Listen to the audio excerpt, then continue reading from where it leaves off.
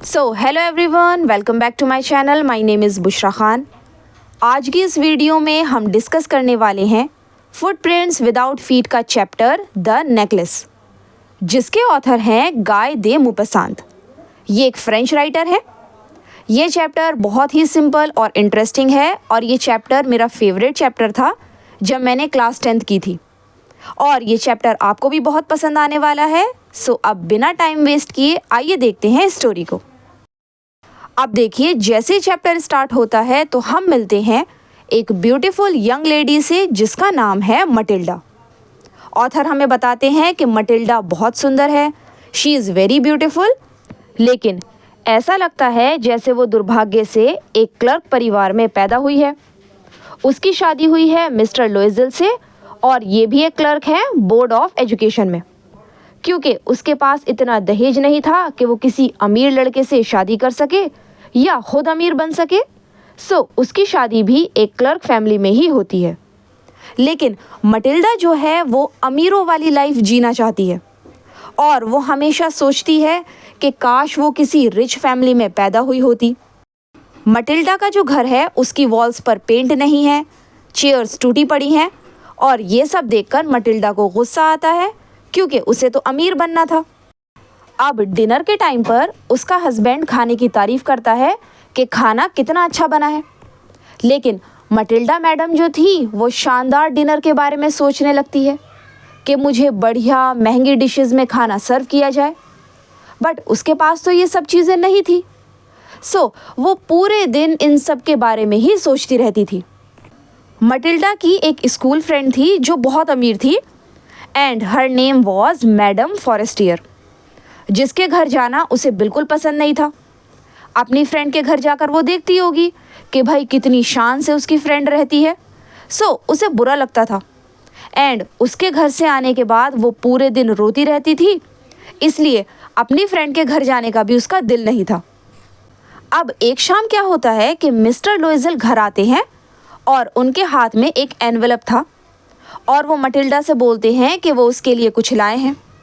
Matilda फटाफट envelope को open करती है तो उसमें उन दोनों के लिए एक पार्टी का इनविटेशन था।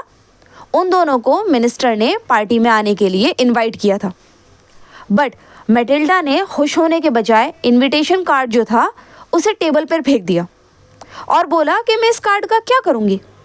मीन्स वो कार्ड देखकर बिल्कुल भी खुश नहीं हुई। अब ये देखकर मिस्टर लोइजल ने मटिल्डा से पूछा कि क्या हुआ। उसे तो लगा था कि वो बहुत खुश होगी, वो कभी बाहर नहीं जाती और ये तो बहुत अच्छा मौका है, सारे ऑफिस के लोग वहाँ आएंगे और बहुत शानदार पार्टी होगी, सो उसे तो खुश होना चाहिए। तो इस बात पर मटिल्डा चिढ़ते हुए बोलती है कि वो पार्टी में क्या पहनेगी, उसके पास तो कपड़े हैं ही नहीं। अब ये सुनकर मिस्टर लोइजल चुप हो जाते हैं और बोलते हैं कि ये तो मैंने सोचा ही नहीं। फिर वो बोलते हैं कि क्यों ना तुम वो ड्रेस पहन लो जो तुमने उस दिन पहनी थी जब हम थिएटर गए थे, वो ड्रेस तो बहुत प्यारी है। लेकिन मटिल्डा ये बात सुनकर रोने लगी, तो मिस्टर लोइजल परेशान हो गए और उससे पूछने लगे कि क्या बात है।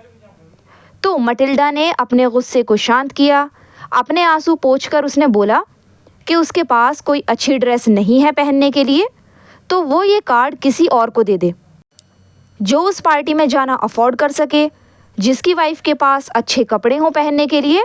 मैं इस पार्टी में नहीं जा सकती। ये सब सुनकर मिस्टर लोइजल बहुत दुखी हो जाते हैं और वो मटिल्डा से बोलते हैं कि अच्छा बताओ, एक सिंपल सी ड्रेस कितने की आ जाएगी जो और जगह भी पहन सकते हैं। अब ये बात सुनकर मटिल्डा सोचने लगती है कि कितने पैसे बताऊं, कहीं पहली बार सुनकर मना ना कर दे।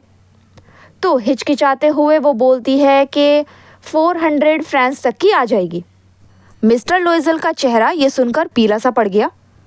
उसने इतने पैसे एक गन खरीदने के लिए जमा किए थे ताकि वो अपने फ्रेंड्स के साथ हंटिंग पर जा सके, बट फिर भी वो बोलता है कि वो उसे 400 फ्रांस दे देगा और उन पैसे से वो एक अच्छी सी ड्रेस खरीद ले। अब मटिल्डा एक अच्छी सी ड्रेस खरीद कर ले आती है, लेकिन फिर भी वो बहुत डिस्टर्ब थी और पार्टी कुछ ही दिनों में होने वाली थी। तो मिस्टर लोइजल मटिल्डा से पूछते हैं कि आखिर बात क्या है, तुम 2-3 दिन से अजीब सा बिहेव कर रही हो। तो मटिल्डा बोलती है कि उसके पास कोई ज्वेलरी नहीं है पहनने के लिए, तो मैं तो पार्टी में बहुत गरीब सी लगूंगी, इससे अच्छा होगा कि मैं पार्टी में ना ही जाऊं। अब ये सब देखकर मिस्टर लोइजल उसे बोलते हैं कि वो चाहे तो कुछ फ्लावर्स लगा सकती है, इस मौसम में तो बहुत फैशन है फ्लावर्स का। बट मटिल्डा बोलती है कि वहाँ सारी अमीर औरतें होंगी तो मेरी तो इंसल्ट हो जाएगी। तभी मिस्टर लोइजल एकदम से बोलते हैं कि तुम अपनी फ्रेंड मैडम फॉरेस्टियर से कोई ज्वेलरी उधार ले लो। और ये बात सुनकर मटिल्डा बहुत खुश हो जाती है कि चलो ये प्रॉब्लम भी सॉल्व हो गई। अब नेक्स्ट डे ही मटिल्डा अपनी फ्रेंड के घर पहुंच गई और उसे सारी स्टोरी बता दी। मैडम फॉरेस्टियर ने एक बड़ा सा ज्वेलरी बॉक्स निकाला और मटिल्डा से कहा कि इसमें से कोई सा भी पसंद कर लो। मटिल्डा उसमें से ज्वेलरी निकाल कर ट्राई करने लगती है, बट उसमें से उसे कुछ भी पसंद नहीं आता। तो वो अपनी फ्रेंड से बोलती है कि क्या उसके पास और कोई नहीं है। तो मैडम फॉरेस्टियर बोलती हैं कि हाँ, तुम खुद देख लो जो तुम्हें पसंद आए। तभी मटिल्डा देखती है कि एक ब्लैक सैटिन बॉक्स में एक बहुत ही प्यारा डायमंड का नेकलेस रखा हुआ है और उसे वो नेकलेस बहुत ही पसंद आ जाता है। तो वो अपनी फ्रेंड से बोलती है कि क्या वो उसे ये उधार दे सकती है। तो मैडम फॉरेस्टियर उसे वो नेकलेस दे देती हैं और नेकलेस लेकर मटिल्डा खुशी खुशी घर आ जाती है। अब वो दिन भी आ गया जब पार्टी थी, और जब मटिल्डा पार्टी में गई तो वहाँ सबसे ज़्यादा खूबसूरत लग रही थी और वहाँ सब मटिल्डा को नोटिस कर रहे थे। उसका तो खुशी का ठिकाना नहीं था।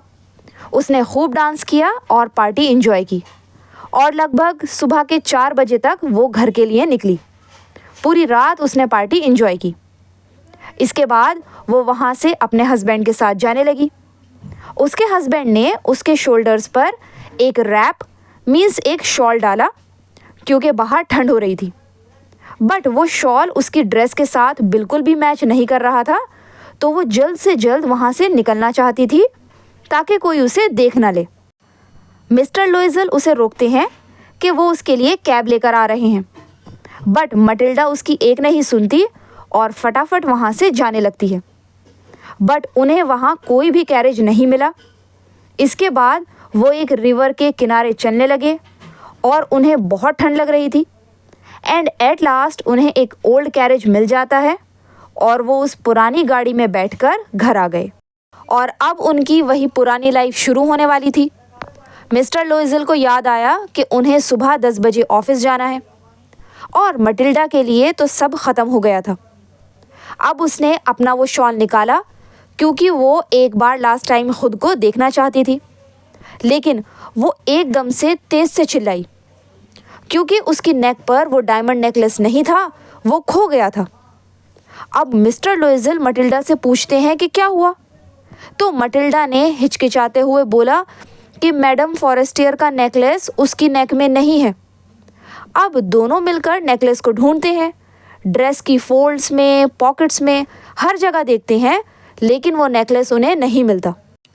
मिस्टर लोइजल मटिल्डा से पूछते हैं कि क्या उसे याद है कि जब हम मिनिस्टर के घर से निकले थे तब वो उसके पास था। तो मटिल्डा बोलती है कि हाँ, तब वो मेरी नेक पर था। मिस्टर लोइजल ने बोला ज़रूर वो कैब में गिर गया होगा, क्योंकि गली में अगर गिरता तो उसके गिरने की आवाज़ आती, क्योंकि सुबह सुबह तो वहाँ कोई भी नहीं था। और अब मिस्टर लोइजल, जिन्होंने पार्टी के कपड़े उतार दिए थे, दोबारा जल्दी से कपड़े पहनते हैं और मटिल्डा से बोलते हैं कि मैं दोबारा उसी रास्ते पर जा रहा हूँ, शायद मुझे वो नेकलेस मिल जाए। और मिस्टर लोइजल हर जगह उस नेकलेस को ढूंढकर 7 बजे घर वापस आए, लेकिन उन्हें कुछ नहीं मिलता। इसके बाद वो पुलिस के पास भी गए, कैब ऑफिस भी, लेकिन उन्हें नेकलेस नहीं मिला। इसके अलावा वो न्यूज़पेपर में एडवर्टीज़मेंट भी डालते हैं कि अगर किसी को मिल जाए तो वो उसे इनाम भी देंगे। मटिल्डा पूरे दिन घर पर परेशान थी कि किसी तरह वो नेकलेस मिल जाए। शाम में मिस्टर लोइजल घर वापस आते हैं। उनका चेहरा पीला पड़ा था और वो बताते हैं कि उन्हें नेकलेस नहीं मिला। अब मिस्टर लोइजल मटिल्डा से बोलते हैं कि एक काम करो, अपनी फ्रेंड को एक लेटर लिखो कि उसके नेकलेस का जो क्लास्प है वो टूट गया है, हम उसको रिपेयर करके दे देंगे। इससे हमें टाइम मिल जाएगा सोचने का कि क्या करना है, और मटिल्डा ऐसा ही करती है। अब इसी तरह एक हफ्ता बीत जाता है और मिस्टर लोइजल डिसाइड करते हैं कि वो एक duplicate diamond necklace madam Forestier को रिटर्न कर देंगे। तो उन्हें एक सेम टू सेम नेकलेस एक शॉप में मिल जाता है, बट वो बहुत महंगा था, 40,000 फ्रांस का था, जिसे वो बार्गेन करके 36,000 फ्रांस का ख़रीद लेते हैं। मिस्टर लोइजल के पास 18,000 फ्रांस ऑलरेडी थे जो उसके फादर उसके लिए छोड़ गए थे। बाकी के पैसे वो बहुत से लोगों से कर्ज लेता है और वो नेकलेस ख़रीद लेता है और मैडम फॉरेस्टियर को रिटर्न कर देता है। मैडम फॉरेस्टियर बोलती हैं कि तुम्हें इसको थोड़ा जल्दी रिटर्न कर देना चाहिए था, मुझे इसकी ज़रूरत पड़ सकती थी। मटिल्डा तो बहुत डर रही थी कि कहीं वो बॉक्स ओपन करके ना देख ले, कहीं वो पहचान ना जाए, वो उसे चोर समझे। बट ऐसा कुछ नहीं हुआ। उसने नेकलेस रिटर्न किया और घर वापस आ गई। अब ये जो नेकलेस उन्होंने लिया था उसके पैसे तो थे नहीं उनके पास, तो उन्होंने लोगों से कर्ज लिया था और इस कर्ज को चुकाने के लिए उन्हें बहुत मेहनत करनी पड़ी। उन्होंने अपनी मेड हटा दी, अपना घर चेंज कर लिया, रेंट का घर लिया। अब मटिल्डा को घर का सारा काम खुद करना पड़ता था। वो बर्तन धोती थी, पोछा लगाती थी, कपड़े धोती थी, खुद घर का सामान लेकर आती थी और एक एक पैसा बचाने के लिए बार्गेन करती थी। उसके हस्बैंड को शाम में भी काम करना पड़ता था, किसी मर्चेंट के यहाँ वो काम करता था और इस तरह उनकी लाइफ और ज़्यादा ख़राब हो गई थी। अब इस तरह 10 साल हो जाते हैं और 10 साल तक उन्होंने खूब मेहनत की और सारा कर्ज चुका दिया। और अब मटिल्डा काफ़ी बूढ़ी लगने लगी थी, उसके बाल अजीब से रहते थे, इतनी मेहनत करती थी वो, और कभी कभी वो उस पार्टी को याद करती थी जब वो बहुत ब्यूटीफुल थी और सोचती थी कि काश वो नेकलेस ना खोया होता तो कितना अच्छा होता। एक छोटी सी चीज़ लाइफ को कितना चेंज कर देती है। अब एक संडे वो वॉक पर जा रही थी, तभी वो एक लेडी को देखती है एक बच्चे के साथ, और वो लेडी थी मैडम फॉरेस्टियर। वो आज भी ब्यूटीफुल लग रही थी। तो मटिल्डा उसके पास जाती है, उसे गुड मॉर्निंग विश करती है। मैडम फॉरेस्टियर तो मटिल्डा को पहचानती ही नहीं है क्योंकि वो काफ़ी बूढ़ी हो गई थी, और उसे ये पता चलता है तो वो शॉक्ड हो जाती है। मैडम फॉरेस्टियर मटिल्डा से पूछती हैं कि वो इतना चेंज कैसे हो गई। तो मटिल्डा उसे सारी बात बताती है कि तुम्हें वो डायमंड नेकलेस याद है जो तुमने मुझे दिया था, वो मुझसे खो गया था। मैडम फॉरेस्टियर बोलती हैं कि वो तो तुमने मुझे रिटर्न कर दिया था। तो मटिल्डा बोलती है कि नहीं, मैंने तुम्हें डुप्लीकेट डायमंड नेकलेस दिया था और उसका कर्ज चुकाने के लिए मुझे 10 साल मेहनत करनी पड़ी। और फिर वो उसे सारी स्टोरी बताती है। अब ये सुनने के बाद मैडम फॉरेस्टियर बोलती हैं कि तुमने डायमंड का नेकलेस मुझे दिया। तो मटिल्डा बोलती है, हाँ, मैंने बिल्कुल सेम नेकलेस तुम्हें दिया था। इस पर मैडम फॉरेस्टियर बोलती हैं कि जो नेकलेस मैंने तुम्हें दिया था वो रियल डायमंड का नहीं था, नकली डायमंड्स का था, जिसकी कीमत सिर्फ 500 फ्रांस थी। और यहीं पर यह स्टोरी एंड हो जाती है। सो ये स्टोरी बहुत ही सिंपल है और इस स्टोरी में हमें 2 चीज़ें सीखने को मिलती हैं। पहली तो ये कि हमारे पास जो है हमें उसमें ही खुश रहना चाहिए, वरना लाइफ और ख़राब हो जाती है। और दूसरा ये कि हमें हमेशा सच बोलना चाहिए। अगर मटिल्डा अपनी फ्रेंड को सच बता देती कि मुझसे वो नेकलेस खो गया है, बट मैं तुम्हें उसके पैसे दे रही हूँ, तुम न्यू लेकर आ जाओ, तो उसे 10 साल मेहनत नहीं करनी पड़ती। इसी के साथ आज की वीडियो में इतना ही। अगर वीडियो पसंद आई हो तो प्लीज़ जाने से पहले हमारे चैनल को सब्सक्राइब ज़रूर करें। अब मिलते हैं नेक्स्ट वीडियो में, तब तक के लिए goodbye and take care.